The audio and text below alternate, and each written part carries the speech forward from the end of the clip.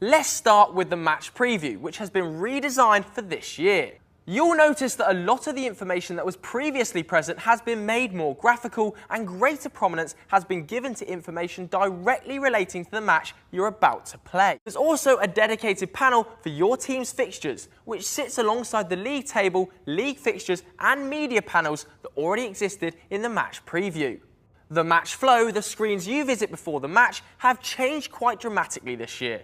For a start, you have a tactics meeting which may happen the evening before the game or may happen on the day of the match itself, depending on what level you're playing at. But once you're into the match day, this has changed too. With the new graphics engine in place, which we'll talk more about later, it gives us more possibilities to show what we call cutscenes. These could be players warming up in different ways, different stadium shots, and some secrets we will let you discover for yourself. Once your team for the match is confirmed and the team sheets are handed in, you'll see animated team sheets for each side before the match, so you can familiarise yourself with the opposition lineup ahead of kickoff, alongside some useful commentary from the pundits on what their thoughts are on the match ahead. Next, you're taken to the dressing room to conduct your team talk. This is now done in a more intuitive way than the previous system. The tone system has been retained, but there are more contextual team talk options than before that often integrate statistics and data into what you tell the players before kickoff. Once you've talked to the team, you're presented with a summary of your squad's reactions to your comments. You can then speak directly to the different areas of your squad, defenders for example, and deliver a secondary message to them. You can also choose to talk to individual players. Their response is displayed underneath the overall squad's reaction. For those of you who'd prefer to let your assistant do the talking, the option exists to hand the team talk over to your assistant. During halftime and full-time team talks, stats and analysis from the match is displayed on rotation at the top of the screen. Then it's on to the pre-match tunnel interview, should a media source want to talk to you before the game. At halftime, you receive a review of the first half's action, including the match events, match stats, and notable performers. This is updated at full time and also includes a summary of the result by a pundit. The match interface for FM18 has also been redesigned. The scoreboard, match timeline, and match events have been moved to the top of the screen to create a more efficient window in which to view the match action. Underneath these, you'll notice 4 in-match tabs: pitch, tactics, analysis, and updates. Obviously, the pitch tab just shows the pitch view, but let's take a look at the other tabs in more detail.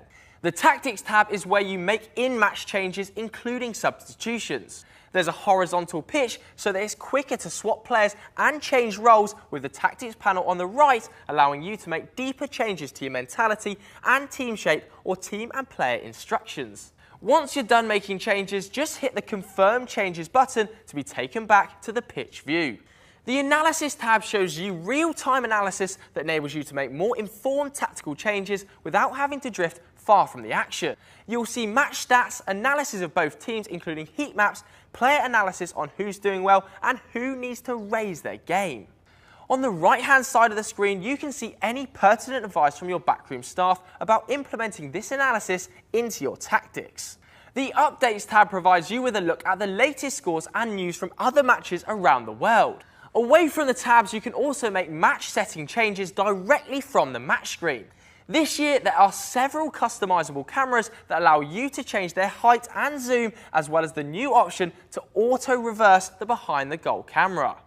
And there's a new widget for this year, Player Watch. This allows you to view an individual player's match statistics in isolation.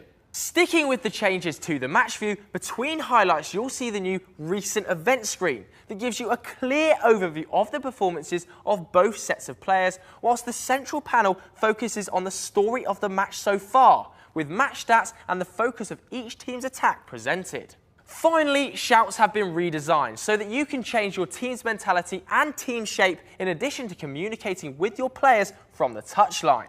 So, I've kept you waiting long enough. A huge change with Football Manager 2018 is the introduction of a new graphics engine.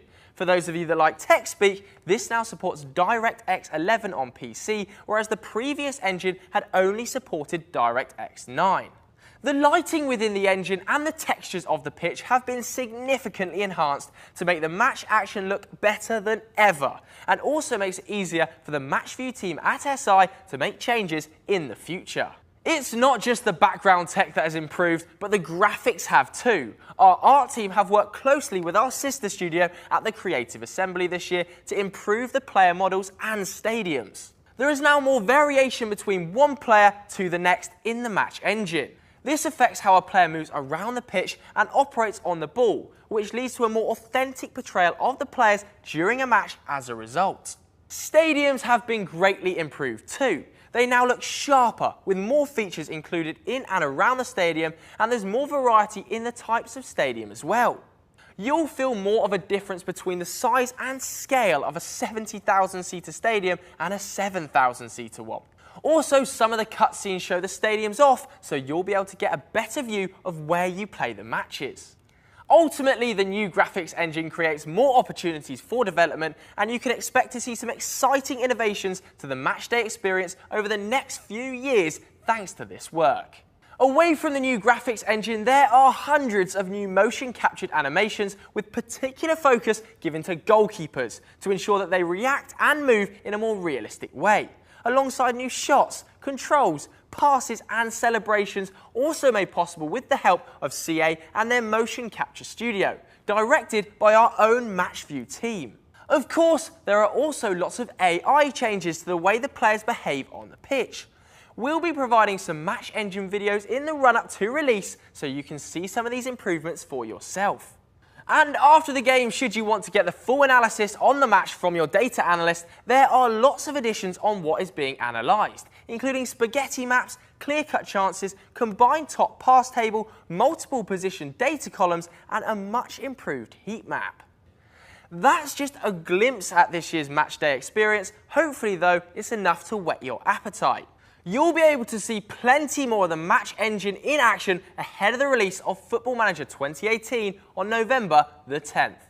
Keep an eye out for more episodes of FMTV, and for more information on Football Manager 2018, visit footballmanager.com.